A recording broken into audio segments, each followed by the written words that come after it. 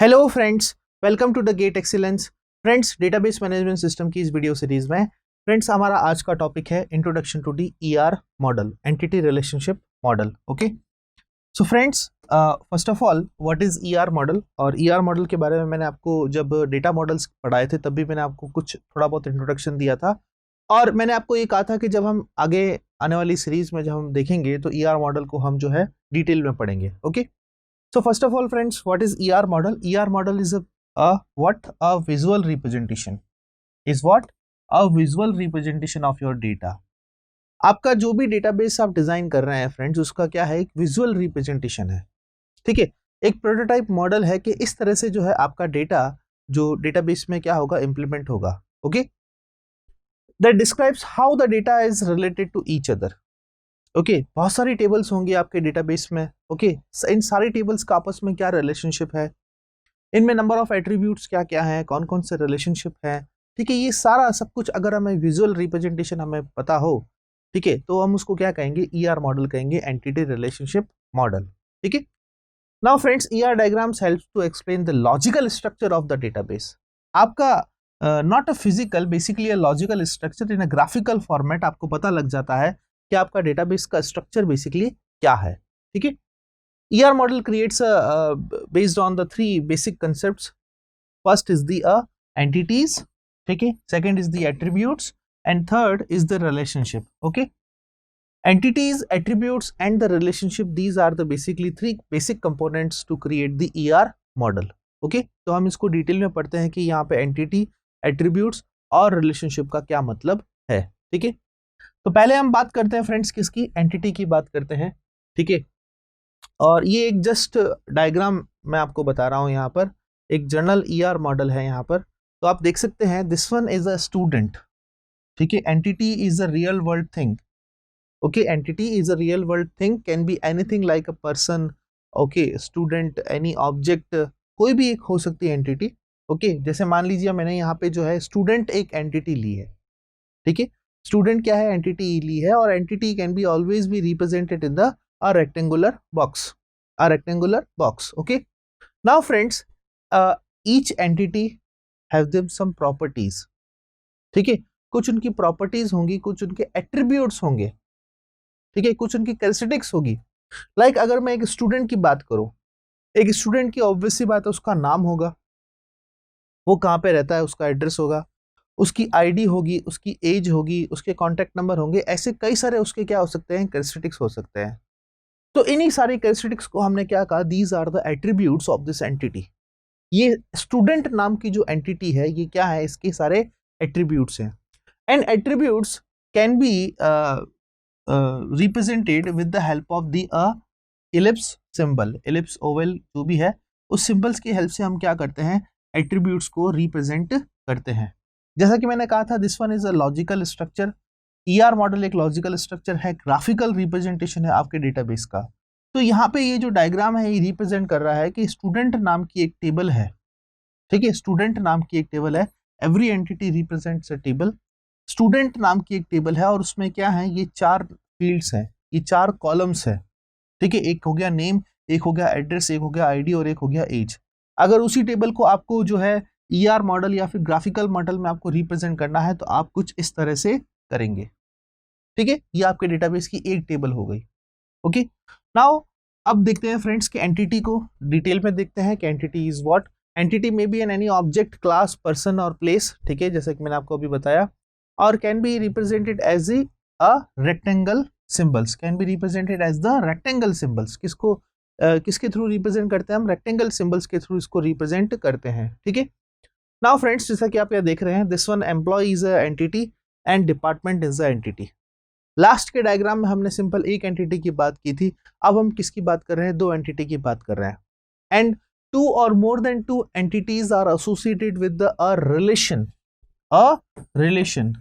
ठीक है, जैसा कि मैंने आपको कहा कि ईआर डायग्राम बेसिकली तीन कंपोनेंट से मिलकर बनता है। तो ये हो गई आपकी entity, this one is a entity, this one is a relationship. Okay, और इस एम्प्लॉय के कुछ एट्रीब्यूट्स होंगे, एम्प्लॉय आईडी हो सकता है, एम्प्लॉय का नेम हो सकता है। ठीक है, एम्प्लॉय की कुछ कॉन्टैक्ट नंबर हो सकते हैं। ठीक है, उसकी सैलरी हो सकती है, ये इसके क्या है, सारे एट्रीब्यूट्स हैं। Okay, so this one is a entity, this one is a attribute and this one is a relationship. इन तीनों से मिलके क्या बनता है हमारा ईआर डायग्राम, जो कि बेसिक कंपोनेंट्स हैं किसी भी ईआर मॉडल के। ओके, सो यहाँ पे ये बेसिकली रिलेशनशिप क्या है कि how the entities are associated with each other.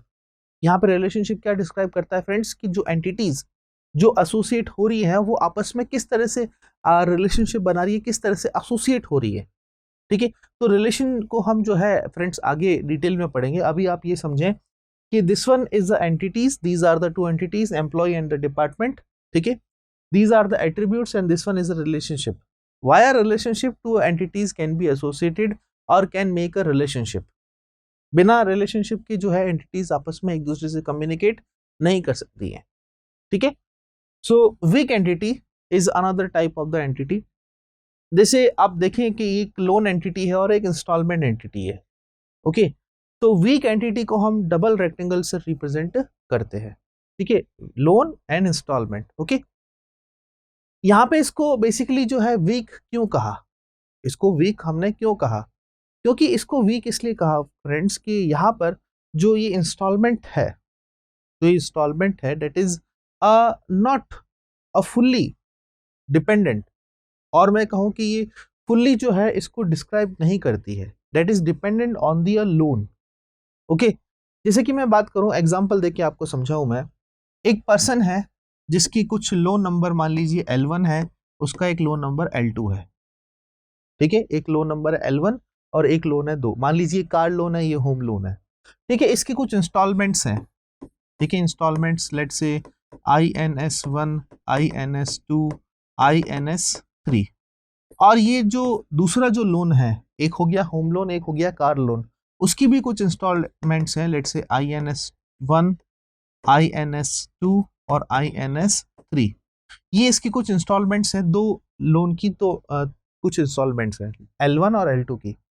तो अगर मान लीजिए इंस्टॉलमेंट को आप यहाँ पर यूनिकली आइडेंटिफाई करना चाहें तो क्या आप कर सकते हैं? क्या आप नहीं कर सकते, क्योंकि यहाँ पे आप देख रहे हैं कि L1 और L2 में दोनों जो इंस्टॉलमेंट्स हैं, दोनों जो इंस्टॉलमेंट्स हैं वो दोनों क्या हो गई, सेम हो गई। ये भी इंस्टॉलमेंट 1 और ये भी इंस्टॉलमेंट 1 यहाँ पे, but that installment is dependent on the a loan entity, a loan entity. So that's why this is the strong entity. We can say this one is the a strong entity and this one is a weak entity. Weak entity में वो power नहीं होती है कि अपने आप को एक प्राइमरी की बना सके, अपने आप को एक प्राइमरी की बना सके। ठीक है, तो यहाँ पे क्या करेगा फ्रेंड्स कि इसको हम रिप्रेजेंट करेंगे डबल रेक्टेंगुलर सिंबल से और इसको हम करेंगे स्ट्रॉन्ग एंटिटी को हम सिंगल रेक्टेंगुलर से रिप्रेजेंट करेंगे। ठीक है, so friends entity that depends on the another entity, एक एंटिटी दूसरी एंटिटी के ऊपर डिपेंडेंट हो तो उसे अपन क्या कहेंगे, weak entity. The weak entity doesn't contain any की एट्रीब्यूट्स ऑफ इट्स ओन। यहाँ पर की एट्रीब्यूट्स का मतलब क्या होता है, बेसिकली अ प्राइमरी की एट्रीब्यूट्स, जिन एट्रीब्यूट से मिलके जो है हम प्राइमरी की बनाते हैं, ठीक है, या कैंडिडेट की बनाते हैं, उसे अपन क्या कहेंगे, की एट्रीब्यूट्स। ठीक है, तो यहाँ पे इसके पास में ऐसा कोई की एट्रीब्यूट नहीं है जिसकी हेल्प से हम प्राइमरी की बना सके। This installment entity is dependent on the loan entity, that's why installment is the a weak entity. ये इंस्टॉलमेंट क्या हो जाएगी फ्रेंड्स, यहाँ पर वीक एंटिटी हो जाएगी। ठीक है, दो weak entity is represented by the double rectangle. Weak entity को हम किस तरह से रिप्रेजेंट करेंगे फ्रेंड्स, डबल रेक्टेंगल से रिप्रेजेंट करेंगे। ठीक है, सो this one is totally about the entity और अ वीक एंटिटी। ठीक है, नाउ फ्रेंड्स अब हम बात करते हैं किसके रिगार्डिंग, एट्रीब्यूट्स की बात करते हैं। हमने एंटिटी देखा और एट्रीब्यूट्स जैसा कि मैंने आपको बताया था, this one is basically a properties और the characteristics of the entity is used to describe the properties of the entity. ठीक है, आप देख सकते हैं यहाँ पर। और एट्रीब्यूट्स को जो है हम किस तरह से रिप्रेजेंट करते हैं, इलिप्स से, इलिप्स सिंबल से हम एट्रीब्यूट्स को रिप्रेजेंट करते हैं।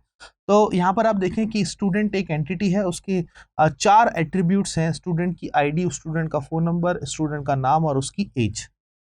ठीक है, ये क्या है, इस एंटिटी के 4 एट्रीब्यूट्स हैं। क्लियर? नाउ फ्रेंड्स एट्रीब्यूट तो आपको पता लग गया कि बेसिकली एट्रीब्यूट क्या है। अब कुछ एट्रीब्यूट्स के टाइप्स जो हैं वो मैं आपके साथ में डिस्कस करना चाहता हूँ। पहला है आपका की एट्रीब्यूट। की एट्रीब्यूट, अभी एक टर्म आई थी की एट्रीब्यूट, उसमें मैंने आपको बताया था कि की एट्रीब्यूट वो एट्रीब्यूट होते हैं जिसको रिप्रेजेंट करके हम क्या बना सकते हैं, प्राइमरी की बना सकते हैं। और इसको जो है ग्राफिकली रिप्रेजेंट करने का तरीका क्या होता है कि आप उस जो भी एट्रीब्यूट है यहां पर आप क्या कर दें, अंडरलाइन कर दें, इसको अंडरलाइन कर दें।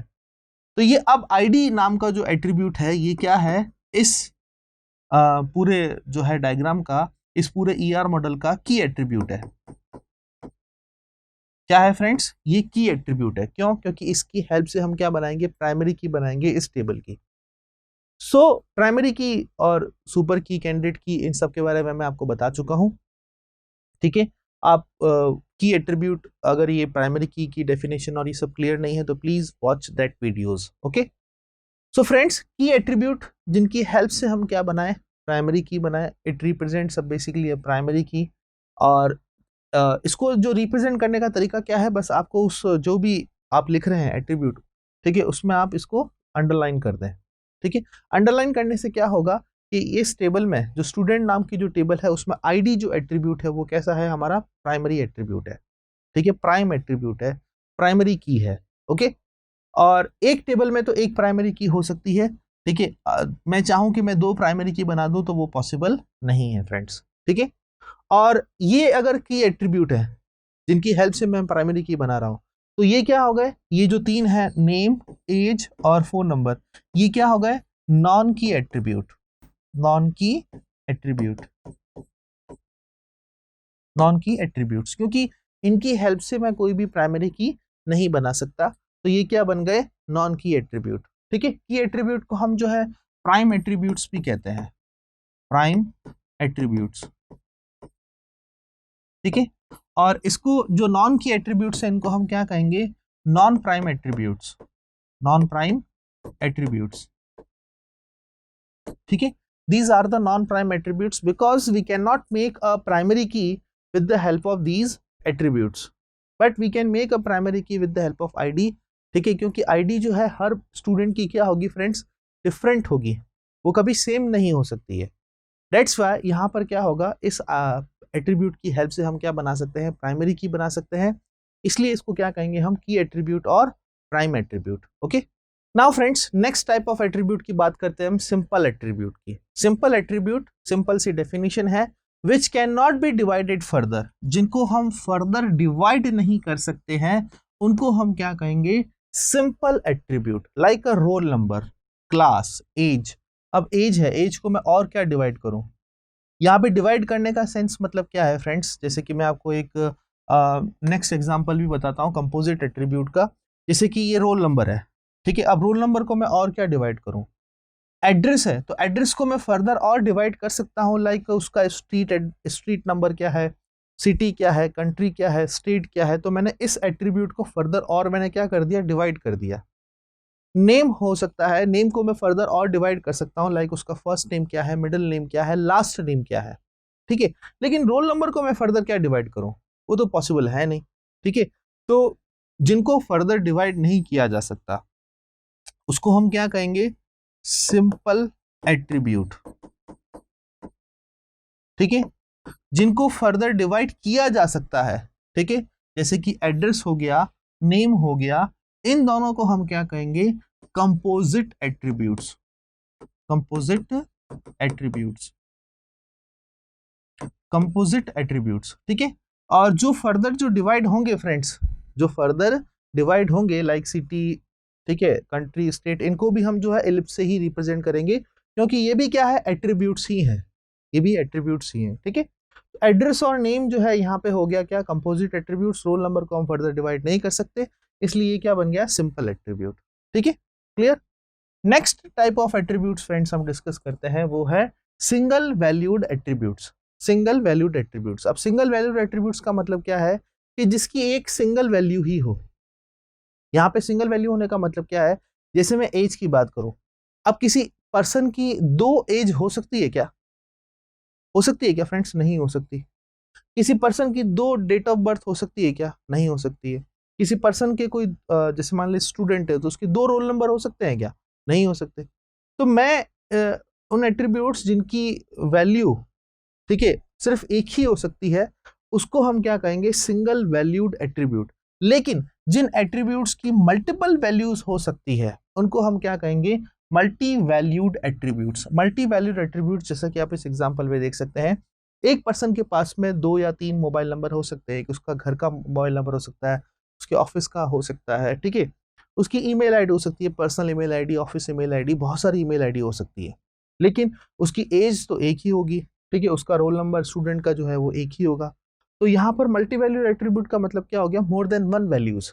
अगर more than one values possible है तो मल्टी वैल्यूड एट्रीब्यूट्स को रिप्रेजेंट करने का तरीका क्या है, आप उसको किस तरह से रिप्रेजेंट करेंगे, डबल एलिप्स से। किससे, डबल एलिप्स से या डबल ओवल शेप से आप उसको रिप्रेजेंट करेंगे।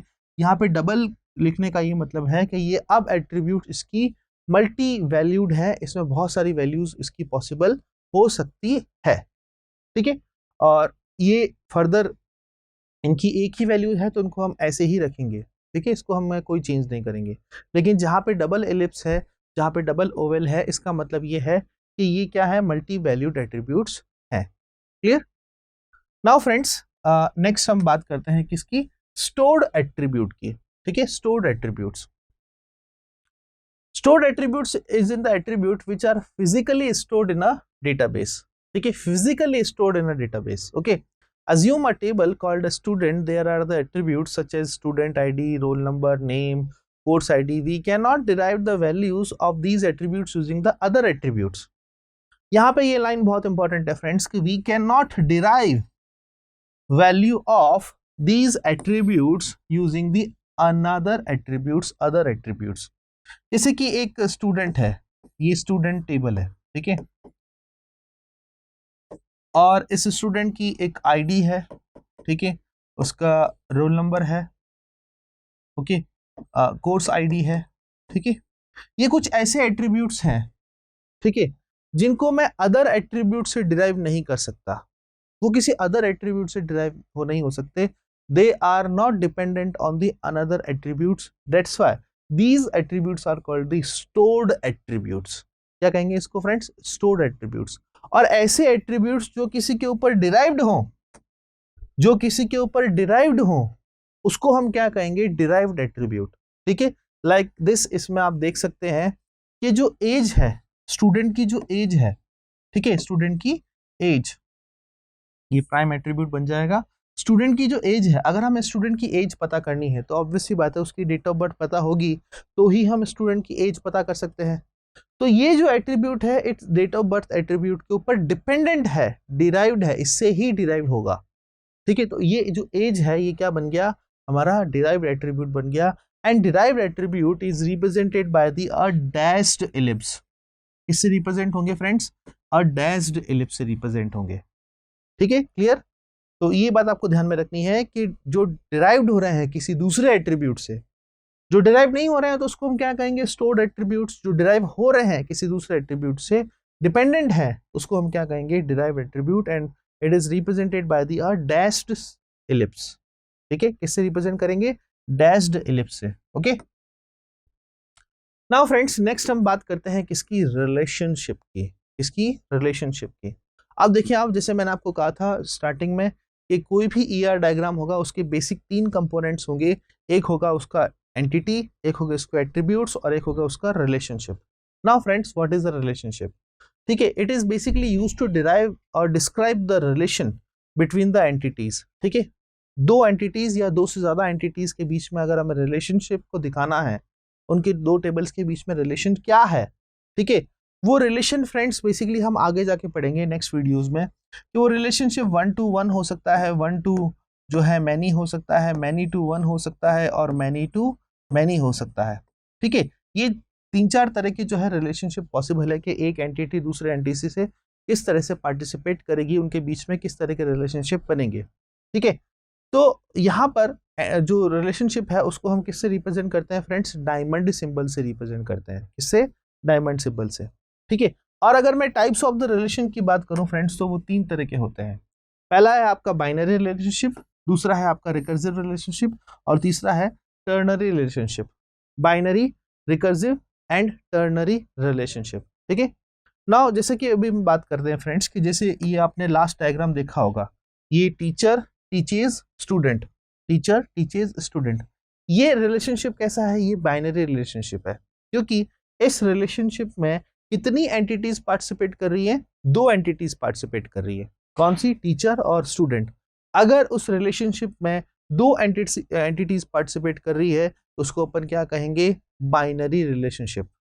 क्या कहेंगे फ्रेंड्स? Binary relationship. अगर 3 एंटिटीज पार्टिसिपेट कर रही है, लाइक दिस, अगर मैं यहाँ पे एक और मैं एंटिटी ऐड कर दूं, ठीक है, टीचर स्टूडेंट और मान लीजिए पेरेंट्स, ये मैंने एक और एंटिटी ऐड कर दी, तो अब इस रिलेशनशिप में कितनी एंटिटीज पार्टिसिपेट कर रही है? 3 एंटिटीज पार्टिसिपेट कर रही है, तो उसको मैं क्या कहूंगा? Ternary relationship.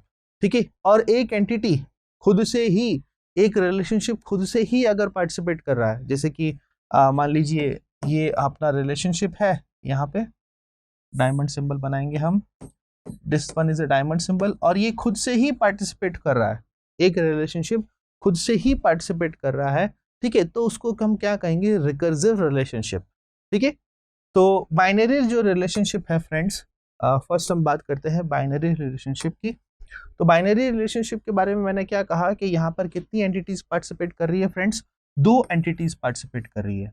और इस बाइनरी जो रिलेशनशिप है इसको भी हम फर्दर जो है 3 पार्ट्स में डिवाइड करते हैं, 1 to 1 relationship, 1 to many relationship और many to 1 रिलेशनशिप, और 4 और पार्ट हो जाएगा फ्रेंड्स, कौन सा? many to many relationship. 4 parts में हम डिवाइड करेंगे। वैसे तो 3 ही होते हैं, क्योंकि 1 to many और many to 1 में जस्ट डायरेक्शन का फर्क है और कोई फर्क नहीं है, तो मेनली 3 पार्ट ही होते हैं, 1 to 1 relationship, 1 to many relationship and many to many relationship. तो ये जो 3 रिलेशनशिप है फ्रेंड्स, इसको मैं आने वाले वीडियोस में पढ़ाऊंगा। ठीक है, हम जस्ट आज की वीडियो में बेसिक ईआर मॉडल का डिस्कशन कर रहे हैं, जिसमें मैंने आपको बताया कि बाइनरी रिलेशनशिप बेसिकली होती क्या है। जैसे कि इस डायग्राम में आप देख रहे हैं, female a married to a man. ठीक है, अब देख रहे हैं आप यहाँ पे 1-1 लिखा है, तो इसका मतलब क्या है? ये 1 to 1 रिलेशनशिप है। ठीक है, तो इसको हम डिटेल में पढ़ेंगे फ्रेंड्स आने वाले वीडियोज में, कि बेसिकली 1 to 1 रिलेशनशिप का मतलब क्या होता है। ठीक है, देन 1 to many और many to many, ये कैसे हैं? सारे बाइनरी रिलेशनशिप है। और अगर मैं रिकर्सिव रिलेशनशिप की बात करूं, तो जैसा कि मैंने आपको कहा था कि एक पर्टिकुलर रिलेशनशिप खुद के साथ में ही जो है रिकर्सिव कॉल करके रिलेशनशिप अगर बना रहे हैं, तो उसको हम क्या कहेंगे? रिकर्सिव रिलेशनशिप कहेंगे। Only a one entity, with the help of only a one entity. और लास्ट, अगर मैं टर्नरी रिलेशनशिप की बात करूं, तो उस पर्टिकुलर रिलेशनशिप में कितनी एंटिटीज पार्टिसिपेट करेगी? 3 एंटिटीज पार्टिसिपेट करेगी। अगर 3 एंटिटीज पार्टिसिपेट कर रही है तो उसको अपन क्या कहेंगे? Ternary relationship. ठीक है, तो जैसे आपने देख रहे हैं 3 एंटिटीज, स्टूडेंट, सब्जेक्ट और प्रोफेसर। ठीक है, ये 3 एंटिटीज है, और रिलेशनशिप क्या है? Gives the a grade. ठीक है, so it is called there is a ternary relationship because why we involve in this relationship with a 3 entities। कितनी entities participate कर रही है फ्रेंड्स? 3 entities participate कर रही है, इसको इसलिए हम इसको क्या कहेंगे? Ternary relationship. ठीक है, सो फ्रेंड्स ये थे जो है 3 टाइप किसके? रिलेशनशिप के। और जो 1 to 1, 1 to many, many to many relationship है, इसको मैं आने वाले वीडियोस में डिटेल्स में बताऊंगा कि इसमें यहाँ पे 1 to 1, 1 to many और many to many का मतलब क्या होता है। ठीक है, thank you so much for watching this video.